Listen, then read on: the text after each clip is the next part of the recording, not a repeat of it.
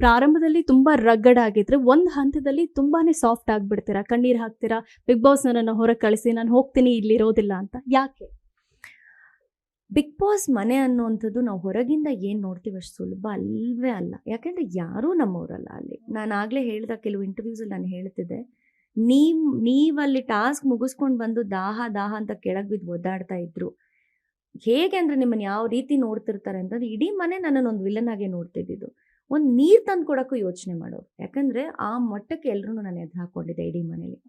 So ಅಲ್ಲಿನ ನನ್ನ ಬದುಕು ಏನಿದೆಯಲ್ಲ, ಇಟ್ ವಾಸ್ ನಾಟ್ ಈಸಿ. ನನ್ನ ಜರ್ನಿ ಈಸಿ ಅಲ್ವೇ ಅಲ್ಲ. ಹೋದಾಗ ರಾಜಮಾತೆಯಾಗಿ ಹೋದೆ. ಅದಾದಮೇಲೆ ತುಂಬ ನಿಂದನೆಗಳು, ಅವಮಾನಗಳು, ಇಡೀ ಮನೆ ನನ್ನನ್ನು ಟಾರ್ಗೆಟ್ ಮಾಡುತ್ತೆ. ಯಾವ ಮೂಲೆಯಲ್ಲಿ ಕೂತ್ಕೊಂಡ್ರು ಕೂಡ ಬರೀ ಅಲ್ಲಿ ಕೇಳಿಸ್ತಿದ್ದಿದೆ, ಪ್ರತಿಯೊಂದು ಗುಂಪಲ್ಲೂ ಯಾರು ವಿಚಾರ ಮಾತಾಡ್ತಿದ್ದಾರೆ ಅಂದರೆ ಅಶ್ವಿನಿ ವಿಷಯ. ಇಲ್ಲೂ ಅಶ್ವಿನಿ, ಅಲ್ಲೂ ಅಶ್ವಿನಿ, ಅಲ್ಲೂ ಅಶ್ವಿನಿ. ನಾನು ಯಾಕೆ ಹಿಂಗೆ ಟಾರ್ಗೆಟ್ ಮಾಡ್ತಿದ್ದಾರೆ ಏನು ಅಂತ ನನಗೆ ಅರ್ಥ ಆಗೋ ಅಷ್ಟರಲ್ಲಿ ಇಟ್ ವಾಸ್ ಟೂ ಲೇಟ್. ಯಾಕೆಂದರೆ ಗುಂಪು ಗುಂಪು ಗುಂಪು ಅಂತಲೇ ಒಂದಷ್ಟು ಜನ ಗುಂಪು ಕಟ್ಕೊಂಡೇ ಬಂದ್ಬಿಟ್ರು ಬಿಗ್ ಬಾಸಲ್ಲಿ. ಬಟ್ ನಾವೆಲ್ಲ ಒಂಟಿಯಾಗಿ ಆಟ ಆಡಿದ್ವಿ. ಬಟ್ ಗುಂಪು ಕಟ್ಕೊಂಡು ಆಟ ಆಡಿದವ್ರು ಫಿನಾಲೆ ತನಕ ಬರಲೇ ಇಲ್ಲ.